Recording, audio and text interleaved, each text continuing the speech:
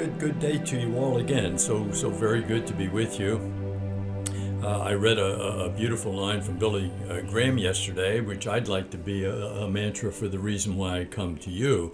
I don't want to be a salesman, but every day to be a bearer of good news, and I'd like to be able to do that on a daily basis. I'm not here to sell anything, and least of all myself. This morning in my prayer time, Father Rotolo, who was a stigmatist, a stigmatic from Naples, died in 1970.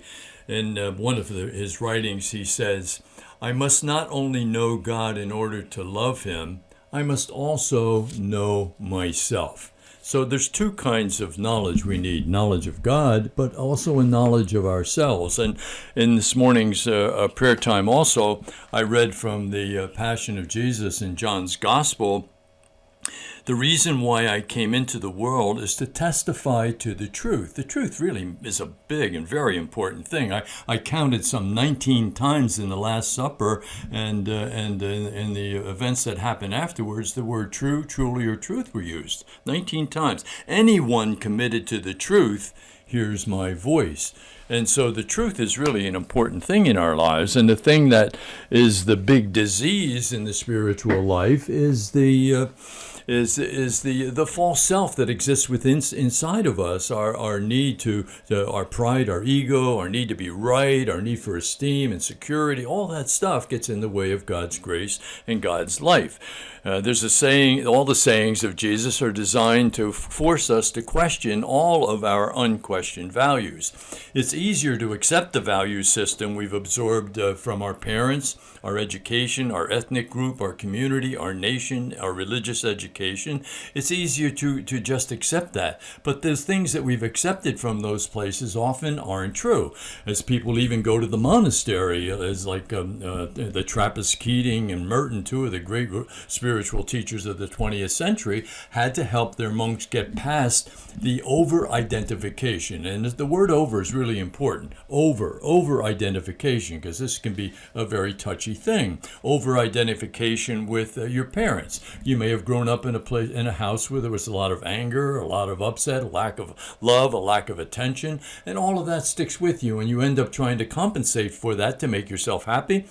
Keeps you in a kind of a state of a false self for the rest of your life. Your country, my country, right or wrong. Well, that should never be. It's my country right, and if it's wrong, I need to contest that. My over-identification with my ethnic group, with the person that I am, my nationality.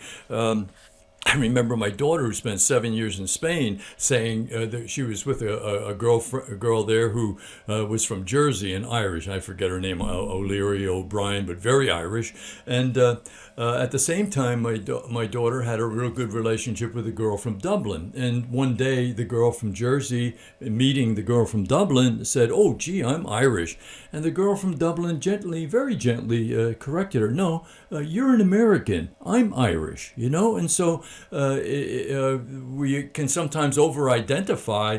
It's like that one movie where the Greek wedding. Well, the father, he was more Greek than Socrates, Plato, and Aristotle all put together. How Greek can you be? And it became something that was a problem in his life, and he shared it with everybody else. So over-identification can be a problem in our spiritual lives, and we have to be careful that that's not happening, because it prevents us from having an inner freedom, inside of ourselves.